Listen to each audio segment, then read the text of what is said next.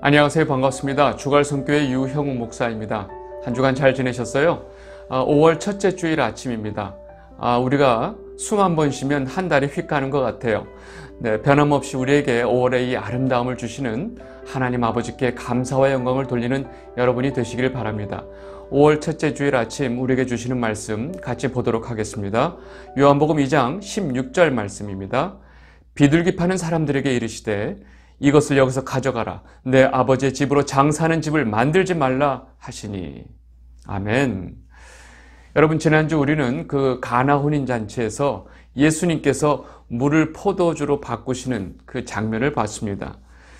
여러분, 그 가나 혼인잔치에서 포도주가 떨어졌고 예수님께서 그 기적으로 물을 포도주로 바꿔주셔서 그 가나 혼인잔치, 그 한 잔치집이 잘 끝났더라. 얘기가 아닌 것을 제가 지난 시간에 분명히 말씀을 드렸습니다. 여러분, 포도주가 끊어진다라는 개념은 구약적인 개념으로 인간의 모든 희락이 끊어진다는 것을 의미합니다. 그래서 그 인간의 모든 삶의 기쁨을 잃어버린 그 인간들에게 예수님께서 인간에게 가장 근원적인 기쁨을 회복시켜 주신다는 그 구속의 이야기를 이 가나 혼인잔치의 이야기가 담고 있다라고 제가 말씀을 드렸죠. 여러분, 이 포도주라는 것은요, 예수 그리스도의 그 피를 상징을 하고 있습니다. 그리고 십자가의 구속사역을 미리 이 사건이 암시를 하고 있다고 제가 말씀을 드렸습니다. 오늘 우리가 보게 되는 이 본문, 이어지는 본문에서는요, 예수님께서 유월절이 가까워져서 예루살렘으로 올라가십니다. 그리고 예루살렘에 가시면 성전에 가시겠죠? 성전에 가셔서 생기는 사건을 다루고 있습니다. 요한복음 2장 13절 14절 말씀 보겠습니다.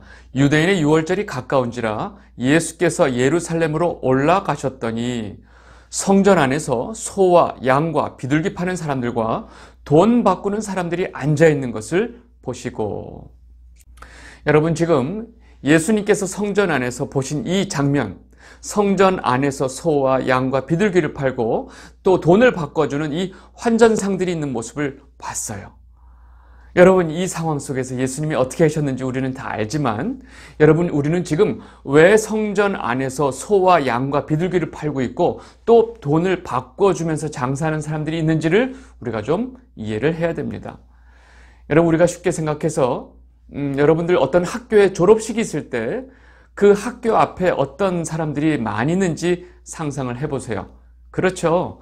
꽃 파는 그 상인들이 학교 앞에 그 학교 운동장의 그 주변 도로들에 꽉 차 있는 모습을 우리는 쉽게 생각할 수 있습니다. 여러분, 졸업식에 원래 갈 때 그 전날이나 그 가기 전에 미리 꽃을 다 준비해서 가죠. 그런데 요즘같이 바쁜 시절에 졸업식을 가는 것도 문제고 또 거기서 미리 꽃을 준비하는 건 더 어려운 일이에요. 그러다 보니까 그 학교 입구에서 꽃을 다 만들어 놓고 그냥 그 자리에서 바로 돈 주고 가져갈 수 있는 이 편리함을 제공하는 장사꾼들이 점점 생기기 시작했습니다. 여러분, 그 꽃을 파는 장사꾼들이 점점 많아진다는 얘기는 그 꽃을 사는 사람들이 점점 많아진다는 얘기죠. 여러분, 만약에 학교 앞에서 아무도 꽃을 사지 않고 다 미리 준비해 온다면 거기에 있는 장사꾼들이 다 사라질 것입니다. 여러분, 이거는 아주 단순한 시장의 원리입니다. 여러분, 지금 이와 같은 일들이 똑같이 성전 안에서 일어나고 있는 거예요. 여러분, 사람들이 예루살렘에 있는 성전에 오는 이유가 뭘까요? 제사를 드리기 위해서 옵니다. 여러분, 제사에 필요한 것은 소나 양이나 비둘기 같은 동물들을 자기 대신 속죄물로 가져와서 이 속죄물 동물을 죽이고 제사를 드리는 것이 굉장히 중요합니다. 여러분, 그런데 원래 하나님께서 이 이스라엘 백성들에게 이 제사에 대한 이야기를 할 때, 즉 이스라엘 백성들에게 소나 양으로 제사를 드릴 경우에 반드시 흠이 없는 소나 양을 준비하라고 명령하셨어요. 레위기 1장 3절 보겠습니다. 그 예물이 소의 번제이면 흠없는 수컷으로 회막문에서 여호와 앞에 기쁘게 받으시도록 드릴지니라. 레위기 3장 6절, 만일 여호와께 예물로 드리는 화목제의 제물이 양이면 수컷이나 암컷이나 흠 없는 것으로 드릴지며. 여러분, 지금 우리가 방금 읽은 이 레위기 말씀을 보면 모든 제사에 사용되는 모든 동물은 반드시 흠이 없는 동물을 사용해야 합니다. 여러분, 우리가 너무나 잘 알다시피 이 구약의 제사는 십자가에서 돌아가실 하나님의 어린 양이신 그 예수님을 다 모형하고 있는 것입니다. 그래서 흠이 없고 죄가 없으신 예수님을 모형하는 것이기 때문에 반드시 동물도 흠이 없는 소나 양을 준비하라고 하나님께서 명령하신 것입니다. 그리고 그 흠이 없는 동물로 하나님께 제사를 드릴 때 비로소 하나님께서 기뻐하신다고 말씀하고 있습니다. 그런데 시간이 점점점 흘러가면서 이스라엘 백성들이 이 제사를 드리는 이 사건의 이 일들이 점점 몇백 년이 지나고 또 1000년이 지나면서 이 사람들이 제사를 드리는 모습이 점점점 변했어요. 다시 말해서 하나님 앞에 제사를 드리는 모습이 점점 소홀해졌고, 시간이 흐르면서 하나님께서 명령하신 이 원칙들이 점점점 깨져나가기 시작했어요. 하나님의 말씀을 다 무시하고 나중에는 그냥 억지로 엉망으로 제사를 드리는 상황까지 왔습니다.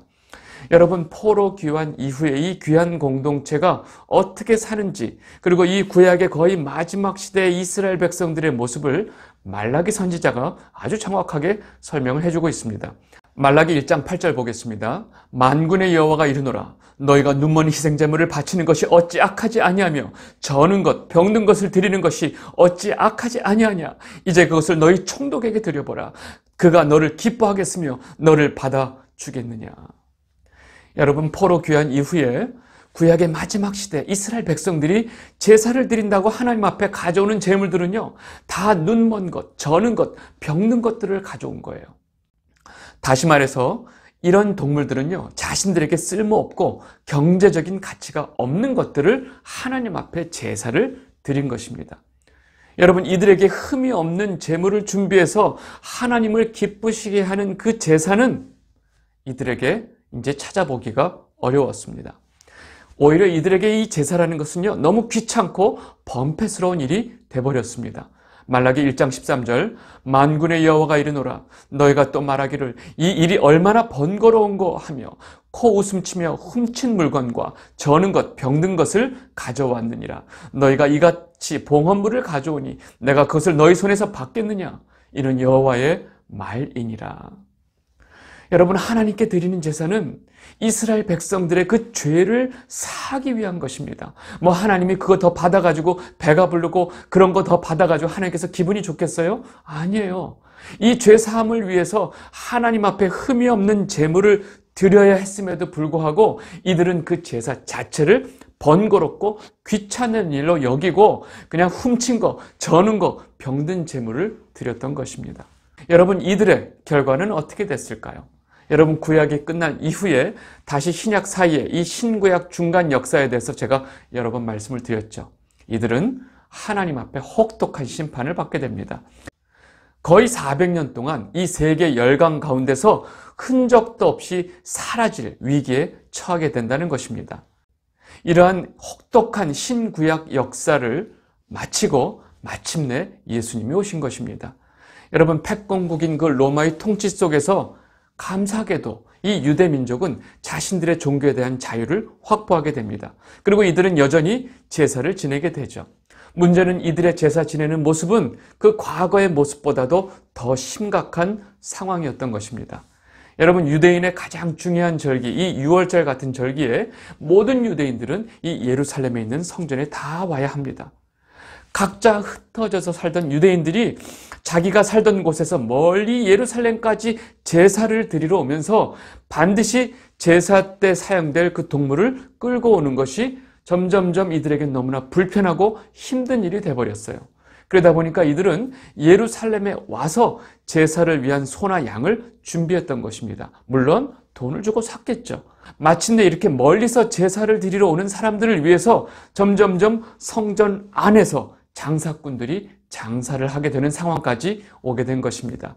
이제는 흠이 없는 동물을 준비해서 제사물을 준비해서 하나님 앞에 하나님께 기쁜 제사를, 이런 개념 자체가 없어져 버린 거예요. 그냥 멀리서 와서 성전 안에서 돈 주고 사서 그냥 제사를 드리면 되는 상태가 돼버린 겁니다. 아시겠죠? 여러분, 이것이 지금 예수님께서 성전 안에 보신 그 상황이에요. 자, 여러분 한번 생각해 보세요. 여러분이 생각하기에 지금 이들이 하나님께 바르게 제사를 드린다고 생각하고 계신가요? 하나님께서 이스라엘 백성들에게 왜 제사를 드리는 율법을 주셨을까요? 여러분, 죄가 있는 인간들은 하나님 앞에 나아갈 수가 없어요. 그래서 하나님께서 하나님 앞에 나아올 수 있는 길을 이 제사를 통해서 열어주신 거예요. 그리고 하나님의 이 구속의 계획을 이 성전의 제사 속에 담아두신 것입니다. 그러나 지금 이들에게 이 성전의 제사는요, 그러한 하나님의 모든 목적과 하나님의 그 이유는, 마음은 다 온데간데 없어지고 완전히 형식이 되어버린 상황입니다.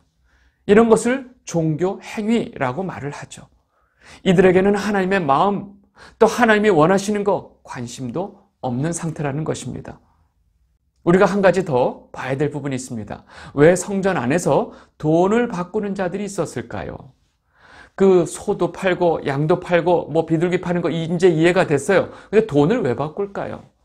여러분, 당시 유대인들에게는요, 율법에 따라서 1년에 한 번 유대인 남자는 반드시 반세겔의 성전세를 내야만 했습니다. 출애굽기 30장 13절, 무릇 계수 중에 드는 자마다 성소의 세겔로 반세겔을 낼지니 한 세겔은 20게라라. 그 반세겔을 여호와께 드릴지며. 여러분, 성전세는 성전의 유지나 보수에 사용되는 비용을 충당하기 위해서 하나님께서 율법으로 정하신 것입니다. 근데 그 성전세를 1년에 한 번 유대인 남자는 반세겔을 내야 되는데, 그 반세겔은요 6g 정도의 은이었어요. 근데 이 당시 그 제사장들이 이 성전세를 그 반세겔을 받아야 되는데, 그 6g 정도의 은의 양을 찾다 보니까, 거기에 해당되는 화폐를 찾다 보니까 두로에서 사용되는 그 화폐가 있는 거예요. 그래서 당시 사람들이 이 당시에 다 로마의 화폐를 썼는데 이 두로의 화폐로만 성전세를 받았어요. 그러니까 6월절에 예루살렘에 온 사람들이 이 성전세를 내야 되는데 자신들이 평상시 쓰는 그 로마 화폐가 아닌 이 두로 화폐로 성전세를 내야 하니까 자신들이 일반적으로 그것을 쓰지 않으니까 없잖아요. 그러니까 예루살렘에 왔을 때 이 성전세를 내야 하고 이 성전세를 내야 되는 데는 두로 화폐가 필요한 거예요. 다시 말해서 그 성전 안에서 지금 일반적으로 쓰는 그 로마 화폐를 이 두로, 이 화폐로, 성전세를 내기 위한 두로 화폐로 바꿔주는 이 환전상들이 있었다는 것입니다. 한마디로 돈만 가지고 예루살렘에 와서 성전 안에 들어가면 제사 드리는데 아무런 문제가 없었다는 것입니다. 여러분, 놀라운 사실은 이 장사꾼들이 성전 안에서 이렇게 장사하는 것을 자기들 마음대로 필요에 따라서 와서 할 수 있었을까요? 절대로 안 되죠. 여러분, 성전 안에서 이렇게 장사가 이루어진다는 것 자체가 넌센스인데, 이들이 이렇게 성전 안에서 장사할 수 있도록 허락해 준 사람들은 누굴까요? 그렇죠, 제사장들이었습니다. 여러분, 장사하고 싶은 사람은 많고 또 장사할 수 있는 사람은 제한이 됐고, 제사장들은 누구에게 이들에게 장사할 수 있는 권리를 줬을까요? 맨입으로 줬을까요? 네, 그 이상은 제가 말 안 하겠습니다. 제사장들과 보이지 않는 뒷거래가 있었던 것입니다. 여러분, 지금 이 상황을 제가 좀 더 디테일하게 보기 위해서 지금 이들이 장수하고 있는 이 성전 안의 공간, 이 공간을 우리가 잘 알아야 됩니다. 도대체 성전 안에 어디서 이런 장사가 이루어졌을까요? 여러분, 이것이 굉장히 중요한 의미가 있습니다. 성전 안에는요, 이 제사를 드리는 공간 말고 그 예배를 드리는 장소, 즉 그 유대인들 남자들이 거하는 공간이 있었고, 좀 뒤쪽에 보면 유대인들 여자들이 있는 공간이 있었어요. 그리고 성전 맨 바깥 끝에 이방인의 뜰이 있었습니다. 여러분, 이방인의 뜰 하니까 많이 들어보셨죠? 여러분, 이 이방인의 뜰이란 공간은 하나님을 믿는 이방인들을 위한 공간이었어요.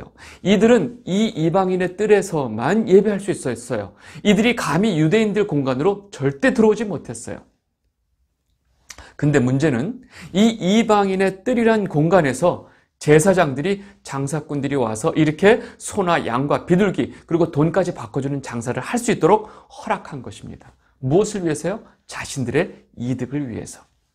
어디 성전 안에서 장사를 해? 성전 바깥에서 다 사가지고 오면 되잖아요. 근데 이들을 이 성전 안까지 끌어들인 것입니다. 무엇을 위해서요?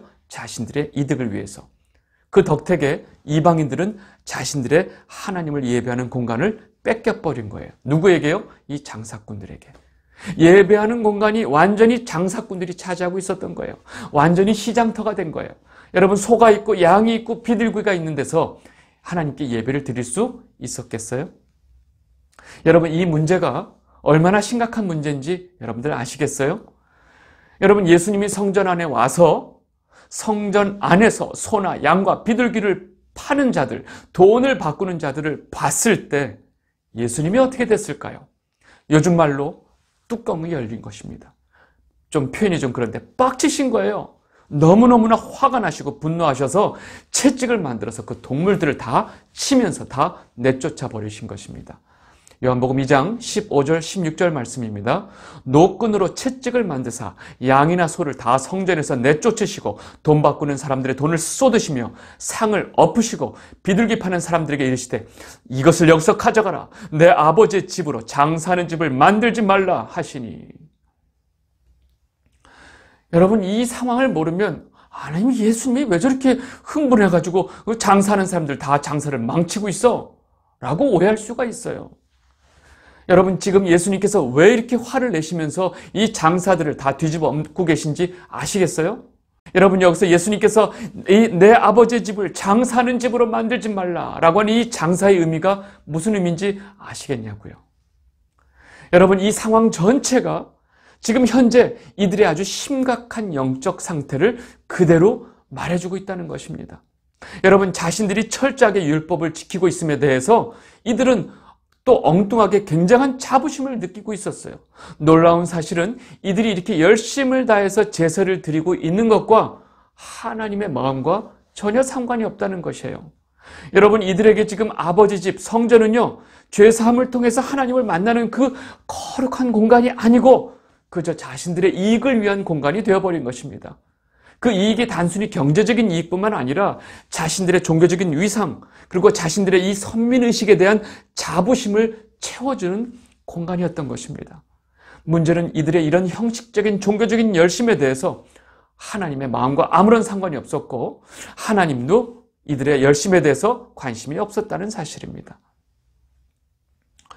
이 영상을 보고 계신 주갈성 성도 여러분, 성전 안이 이렇게 장사판이 되어버린 이 책임이 누구한테 있을까요?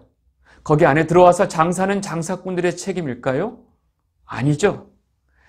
하나님 앞에 드리는 이 제사의 본질을 놓쳐버리고 완전히 제사를 형식화해버리고 자신들의 이 편리함을 추구했던 그 유대인들의 책임이라는 사실입니다. 여러분이 그동안 몇십 년 동안 교회 안에서 교회를 다니면서 하나님 앞에 어떤 예배를 드렸죠?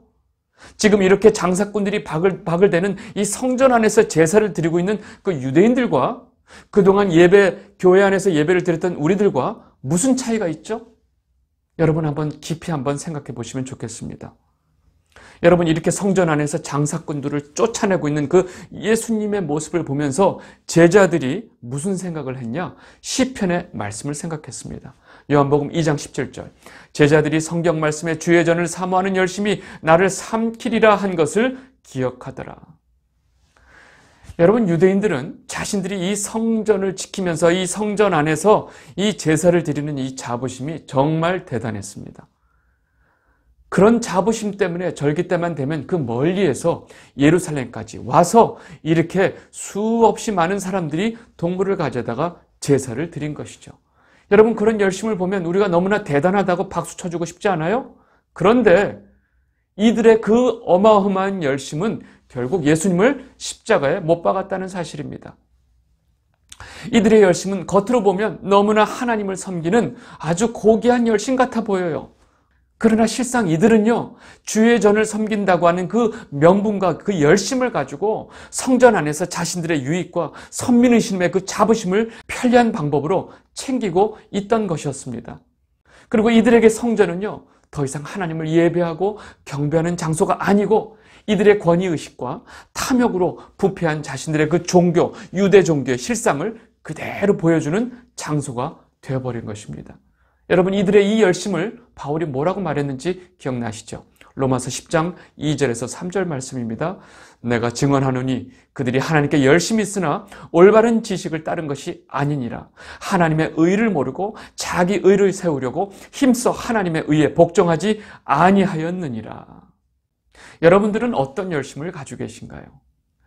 여러분, 이렇게 화를 내며 장사꾼들을 막 몰아내고 있는 예수님을 보면서 그 주변에 있는, 즉 그 장사꾼들을 이용하던 사람들이 어떤 반응을 보였을까요? 이들의 반응이 기가 막힙니다.